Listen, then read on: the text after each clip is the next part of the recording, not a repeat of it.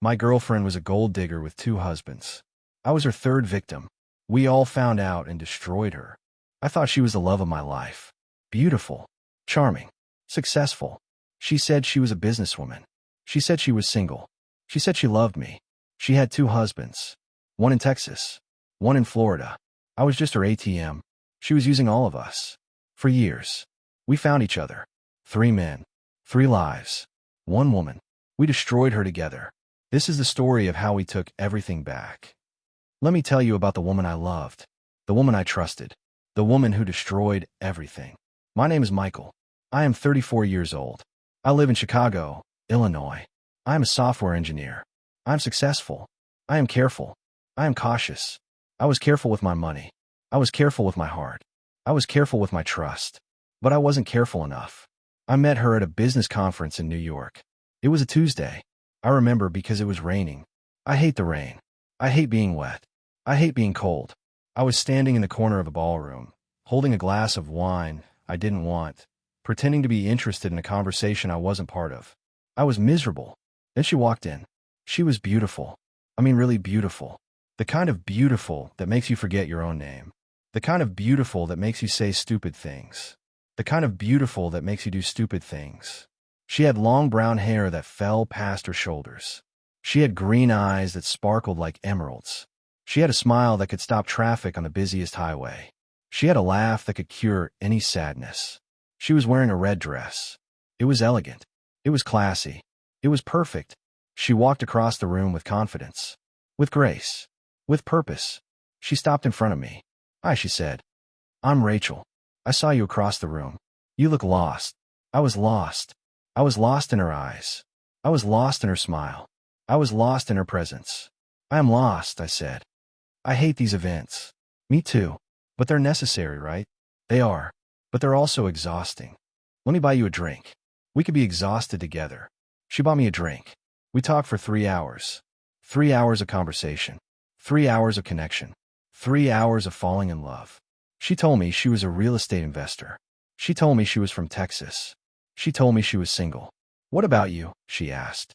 "I'm single. I've been focused on my career." That's a good thing. Focus is important. I'm starting to think it's time to focus on something else. Like what? Like finding someone. Like building a life.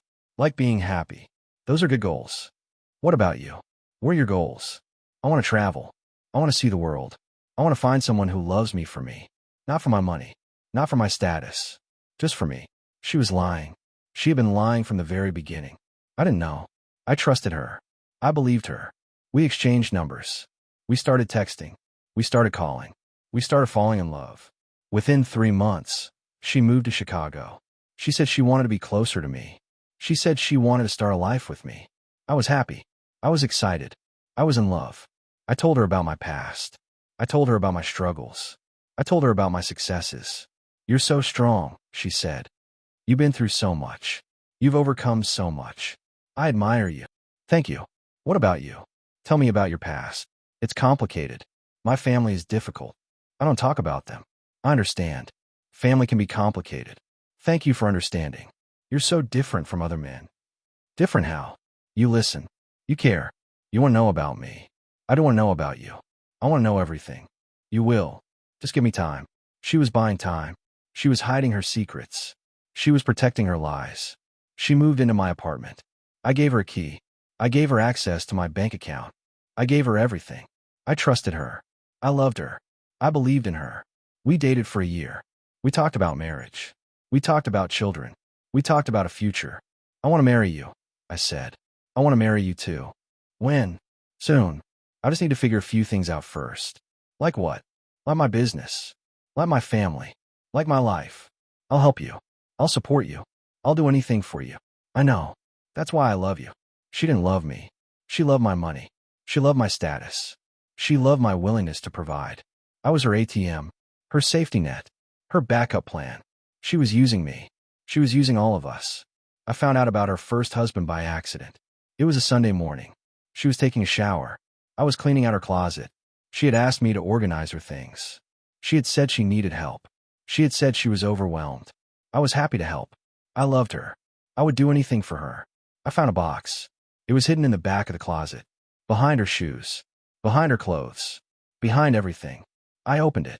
I shouldn't have, but I did. Inside were documents, a marriage certificate, a divorce decree, photos, letters, everything. She had been married to a man named Daniel in Texas. I was shocked. I was devastated. I was confused. I sat on the floor of her closet. I held the documents in my hands. I stared at them. I couldn't believe what I was seeing. My hands were shaking. My heart was pounding. My mind was racing. I confronted her when she came out of the shower. "Rachel," I said, "what is this?" She looked at the box. She went pale. She started shaking. "What is what?" "This box. The marriage certificate. The divorce decree. You were married. I was going to tell you.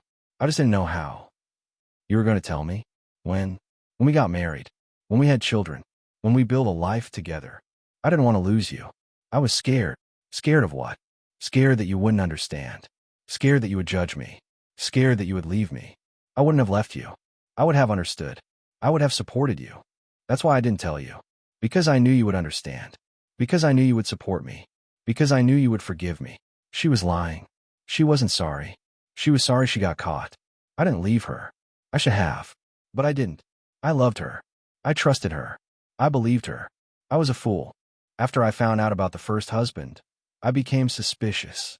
I started paying attention. I started noticing things. She traveled a lot. She said it was for work. She said she was building her business. She said she was closing deals. I believed her. I trusted her. But something was off. Something was wrong. She would disappear for days. She wouldn't answer my calls. She wouldn't respond to my texts. She would come back with stories. She would come back with excuses. She would come back with lies. I remember one trip in particular. She said she was going to Texas. She said she was closing a big deal. She said she would be gone for a week. I was fine with it. I trusted her. I loved her. She left on a Monday. She didn't call me until Thursday. She said she was busy. She said she was working. I believed her. I trusted her. But I was starting to feel suspicious. I was starting to feel insecure. I was starting to feel jealous. I confronted her when she came home.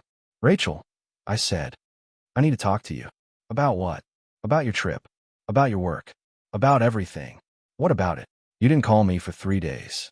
You didn't answer my texts. You didn't respond to my messages. I was busy. I was working. You're always working. You're always traveling. You're always gone. That's my job. I'm a real estate investor. I have to travel. I know, but something feels off. Something feels wrong. You're being paranoid. You're being jealous. You're being insecure. I'm being realistic. I'm seeing what's happening. What's happening? Tell me. You're hiding something. You're keeping secrets. You're lying to me. I'm not hiding anything. I'm not keeping secrets. I'm not lying to you. Then show me your phone. Show me your messages. Show me everything. I'm not showing you my phone. That's an invasion of privacy. If you have nothing to hide, you have nothing to fear. You're being controlling. You're being manipulative. You're being abusive. I'm being honest. I'm being truthful. I'm being real. She started crying. She was good at that. She could cry on command. "I can't believe you don't trust me," she said. "I've given you everything. I've given you my heart. I've given you my soul. I've given you my life. Then why won't you show me your phone?" "Because I don't want to be controlled. I don't want to be manipulated. I don't want to be abused. I'm not controlling you. I'm not manipulating you. I'm not abusing you. I'm just asking for honesty. You're asking for control. You're asking for power. You're asking for submission. I'm not asking for any of that. I'm just asking for the truth." She didn't show me her phone. She didn't tell me the truth. She just kept crying. I believed her. I was weak. I was foolish. I was in love. I apologized. I told her I was sorry. I told her I was wrong. I told her I trusted her. I was a fool. She was hiding things. She was keeping secrets. She was lying to me. I started checking her phone. I know it was wrong. I know it was an invasion of privacy. But I had to know the truth. She had gone to sleep. She was tired. She was exhausted. She was pretending to be innocent. I picked up her phone. I unlocked it. I knew her passcode. She had given it to me months ago. She said she trusted me. She was lying. I scrolled through her messages. I scrolled through her emails. I scrolled through everything. I found messages from a man named Daniel in Texas. They were intimate. They were romantic. They were love letters. "When are you coming back?" he asked. "Soon," she replied. "I miss you. I miss you too. I love you. I love you too." She was telling him the same thing she was telling me. She was telling him she loved him. She was telling him she missed him. She was telling him she wanted to be with him. I was devastated. I was heartbroken. I was enraged. I confronted her in the morning. "Rachel," I said, "who is Daniel?" She froze. She went pale. She started shaking. "What are you talking about?" "I'm talking about Daniel. In Texas. The man you're sending love letters to." "I don't know what you're talking about. Don't lie to me. I saw the messages. I saw everything. I can explain." "Explain what?" "Explain how you're cheating on me. Explain how you're lying to me. Explain how you're using me. He's my friend. He's just a friend. I was being friendly. That's all. You don't send love letters to friends. You don't tell someone you love them if they're just a friend." "I'm sorry. I'm so sorry. I didn't mean for this to happen." "You didn't mean for it to happen? You chose to do it. You made a choice. You chose to lie to me. You chose to betray me. I was lonely. I was scared. I was confused. You were lying. You were cheating. You were destroying everything we had. I love you, Michael. I love you more than anything. Please forgive me. Please give me another chance." She was crying. She was begging. She was manipulating me. I believed her. I was weak. I was foolish. I was in love. I gave her another chance. I forgave her. I trusted her. I was a fool. Daniel wasn't just a friend. He was her husband. Her first husband. In Texas. She had married him when she was 22. She had been married to him for 5 years. She had never divorced him. She was still married to him. She had been lying to me about everything. Her name. Her past. Her status. Her relationship status. She was a con artist. She was a fraud. She was a monster. I started digging deeper. I started investigating. I started finding the truth. I hired a private investigator. His name was Frank. He was a former FBI agent. He was expensive. He was worth every penny. "Find everything," I said. "Every lie. Every secret. Every crime." Frank worked for 3 months. He interviewed witnesses. He subpoenaed records. He built a file. The file grew. Hundreds of pages. Evidence of everything. The first husband in Texas. The second husband in Florida. The multiple affairs. The financial schemes. The lies. The manipulation. She was a gold digger. She was a con artist. She was a predator. She was using me for my money. She was using Daniel for his money. She was using Robert for his money. We were all her victims. We were all her prey. We were all her fools. I contacted Daniel. I contacted Robert. I told them everything. They didn't believe me at first. They thought I was crazy. They thought I was jealous. They thought I was lying. I sent them the evidence. I sent them the messages. I sent them the photos. I sent them everything. They believed me. They were shocked. They were devastated. They were enraged. We formed an alliance. 3 men. 3 lives. 1 woman. We were going to destroy her together. After I found out about the first husband, I thought I had reached the bottom. I was wrong. There was a second husband. In Florida. I found out from Frank. He had been investigating her for months. He had uncovered everything. "You're not going to like this," he said. "Tell me. She has another husband. In Florida. His name is Robert. They've been married for 3 years." I couldn't believe it. I couldn't process it. I couldn't accept it. "Are you sure?" "I'm sure. I have the marriage certificate. I have the photos. I have everything. How is this possible? How could she be married to 2 men? She's been living a double life. She's been traveling between states.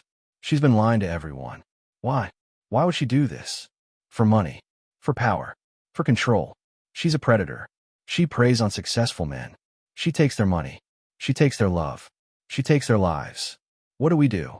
We expose her. We destroy her. We take everything back." I was angry.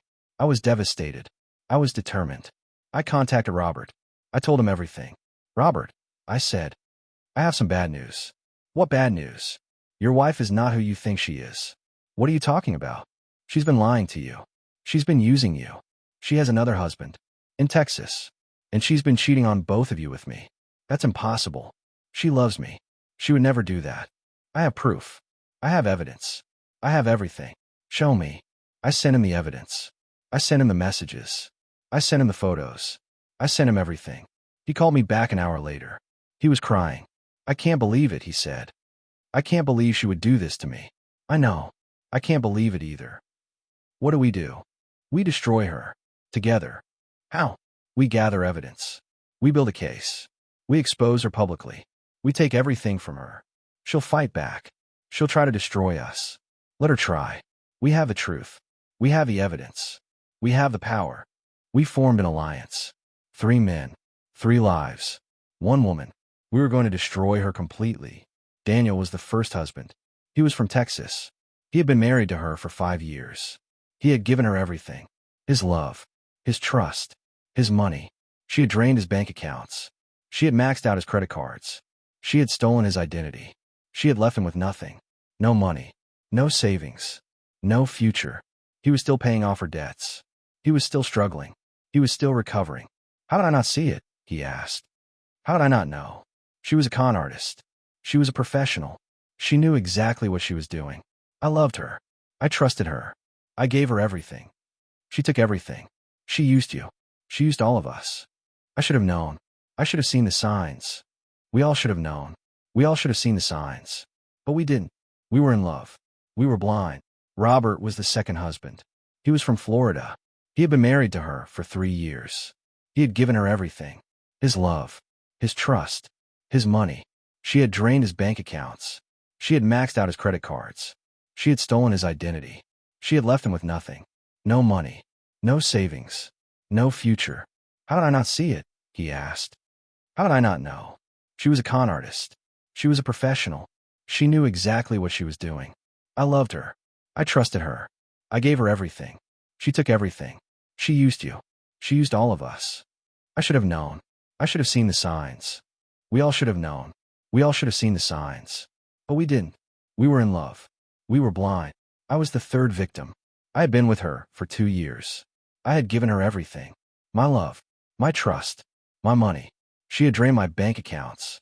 She had maxed out my credit cards. She had stolen my identity. She had left me with nothing. No money. No savings. No future. We were all broken.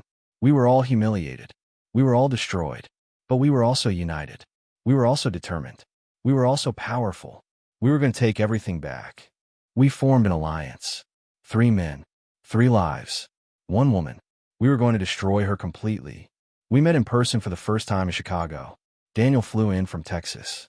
Robert flew in from Florida. We met at a hotel downtown. Private room. No witnesses. We sat around a table. We looked at each other. We saw the pain in each other's eyes. So I said, we're all here. We're all victims. We're all survivors. What do we do? Daniel asked. We gather evidence. We build a case. We destroy her. How? Robert asked. I've hired a private investigator. He's been working on this for months. He has everything. What kind of evidence? Text messages, emails, credit card statements, hotel receipts, secret meetings, everything. What about the money? She's been stealing from all of us. She's been draining our accounts. She's been maxing out her credit cards. She's been stealing our identities. How much? Over $1 million. Combined. That's a lot of money. It's our money, and we're going to take it back. How? We file lawsuits. We file criminal charges. We expose her publicly. We take everything from her. She'll fight back. She'll try to destroy us. Let her try. We have the truth. We have the evidence. We have the power. We worked together for 6 months. We gathered evidence. We built a case. We prepared for war. We documented everything. Every text message. Every email. Every credit card charge. Every hotel receipt. Every secret meeting. We had photos. We had videos. We had recordings. We had everything we needed to destroy her. Daniel was the first husband. He was from Texas. He had been married to her for 5 years. He had given her everything. His love. His trust. His money. She had drained his bank accounts. She had maxed out his credit cards. She had stolen his identity. She had left him with nothing. No money. No savings. No future. He was still paying off her debts. He was still struggling. He was still recovering. Robert was the second husband. He was from Florida. He had been married to her for 3 years. He had given her everything. His love. His trust. His money. She had drained his bank accounts. She had maxed out his credit cards. She had stolen his identity. She had left him with nothing. No money. No savings. No future. I was the third victim. I had been with her for 2 years. I had given her everything. My love. My trust. My money. She had drained my bank accounts. She had maxed out my credit cards. She had stolen my identity. She had left me with nothing. No money. No savings. No future. We were all broken. We were all humiliated. We were all destroyed. But we were also united. We were also determined. We were also powerful. We were going to take everything back. We filed lawsuits. We filed criminal charges. We filed everything. We were going to destroy her. Completely. Irreversibly. We had the evidence. We had the witnesses. We had the lawyers. We had everything we needed to win. And we were going to win. We spent 6 months gathering evidence. 6 months of planning. 6 months of watching her squirm. We documented everything. Every text message. Every email. Every credit card charge. Every hotel receipt. Every secret meeting. We had photos. We had videos. We had recordings. We had everything we needed to destroy her. I remember one night in particular. We were all in Chicago. We were going through the evidence together. Daniel pulled out a folder. "This is what she did to me," he said. He opened the folder. It was filled with documents. Bank statements. Credit card statements. Loan applications. Everything. "She took everything from me," he said. "My savings. My retirement. My investments. She took everything." "How much?" Robert asked. "Over $300,000. That's a lot of money. It was everything I had. Everything I worked for. Everything I saved. She did the same thing to me," Robert said. "She drained my accounts. She maxed out my credit cards. She stole my identity." "How much?" "Over $200,000. I'm at over $200,000 too," I said. "Combined, she stole over $700,000 from us. That's a lot of money. It's our money, and we're going to take it back." "How?" "We file lawsuits. We file criminal charges. We expose her publicly. We take everything from her." We continued going through the evidence. We found more and more. Text messages, emails, photos, videos, recordings, everything. She had been playing us all. She had been manipulating us all. She had been lying to us all. "She told me she loved me," Daniel said. "She told me she wanted to spend her life with me. She told me she would never leave me." "She told me the same thing," Robert said. "She told me the same thing," I said. "She's a monster. She's a predator. She's a liar. She's a thief. She's everything bad in the world. And we're going to destroy her." We filed our lawsuits. We filed our criminal charges. We exposed her publicly. The evidence was overwhelming. The evidence was undeniable. The evidence was damning. She was arrested. She was charged. She was convicted. She was sentenced to 10 years in prison. She was taken away. She was locked up. She was forgotten. She was nobody. She was nothing. She was gone. We watched her be led away in handcuffs. We watched her cry. We watched her beg. We watched her plead. We felt nothing. She had made her choices. Now she had to live with them. We had made our choices. We were living with them. We were free. We were victorious. We were finally at peace. The trial had been long. It had been painful. It had been exhausting. But it was over. We had won. She had lost. We were happy. We were fulfilled. We were free. We exposed her. Publicly. Completely. Irreversibly. We sent the evidence to her family. Her friends. Her employers. Her colleagues. Everyone she knew. We sent the evidence to the police. The FBI. The IRS. Every agency that would listen. We sent the evidence to the media. The newspapers. The television stations. The internet. We made sure everyone knew who she really was. Rachel was a con artist. She was a gold digger. She was a liar. She was a thief. She was a monster. She had 2 husbands. She had multiple affairs. She had stolen millions of dollars. She was a predator. She was a predator who preyed on good men. She was a predator who preyed on trusting men. She was a predator who preyed on loving men. We were her victims, but we were also her survivors. We were going to make sure she never hurt anyone else. The exposure was devastating. She lost her job. She lost her friends. She lost her family. She lost her reputation. She lost her freedom. She was alone. She was broke. She was desperate. She tried to run. She tried to hide. She tried to escape. We found her. We caught her. We stopped her. She was arrested. She was charged with fraud, theft, identity theft, money laundering, conspiracy. She was convicted. She was sentenced to 10 years in prison. She was taken away. She was locked up. She was forgotten. She was nobody. She was nothing. She was gone. We watched her be led away in handcuffs. We watched her cry. We watched her beg. We watched her plead. We felt nothing. She had made her choices. Now she had to live with them. We had made our choices. We were living with them. We were free. We were victorious. We were finally at peace. The trial was long. It was painful. It was exhausting. But it was over. We had won. She had lost. We were happy. We were fulfilled. We were free. Daniel moved to a new city. He started a new career. He found new love. Robert moved to a new state. He started a new business. He found new happiness. I stayed in Chicago. I started a new chapter. I found new purpose. We stayed in touch. We had been through something together. Something terrible. Something transformative. We were survivors. We were brothers. We were family. We helped each other. We supported each other.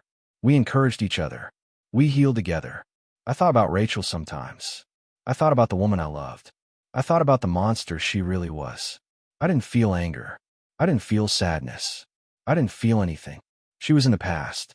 She was dead to me. I had moved on. I had healed. I had found happiness. I had won. She had lost. After the trial was over, we felt empty. Not sad. Not guilty. Just empty. We had spent years planning. Years waiting. Years destroying. Now it was over. And we didn't know what to do. We started therapy. We talked about our pain. We talked about our anger. We talked about our loss. It helped. Slowly. Painfully. It helped. We started rebuilding our lives. Daniel moved to a new city. He started a new career. He found new love. Robert moved to a new state. He started a new business. He found new happiness. I stayed in Chicago. I started a new chapter. I found new purpose. We stayed in touch. We had been through something together. Something terrible. Something transformative. We were survivors. We were brothers. We were family. We helped each other. We supported each other. We encouraged each other. We healed together. I thought about Rachel sometimes. I thought about the woman I loved. I thought about the monster she really was. I didn't feel anger. I didn't feel sadness. I didn't feel anything. She was in the past. She was dead to me. I had moved on. I had healed. I had found happiness. I had won. She had lost. I am happy. I am fulfilled. I am free. If you're watching this and you've been betrayed, I want you to know something. You are not alone. You are not invisible. You are not worthless. You are enough. You always were. They just couldn't see it. I was betrayed by someone I loved. I was used by someone I trusted. I was destroyed by someone I believed in. But I survived. I rebuilt. I thrived. I found love again. I found happiness again. I found peace again. You can too. Not because they apologize. Not because they change. Not because they come back. Because you rebuild. Because you survive. Because you thrive. You rebuild your life. You rebuild your heart. You rebuild your future. You find yourself again. You find your strength again. You find your happiness again. I did. You can too. Thanks for listening. Subscribe to his Reddit Tales for more stories of betrayal, revenge, and redemption. And remember, you are not a victim. You are a survivor. And survivors always win in the end.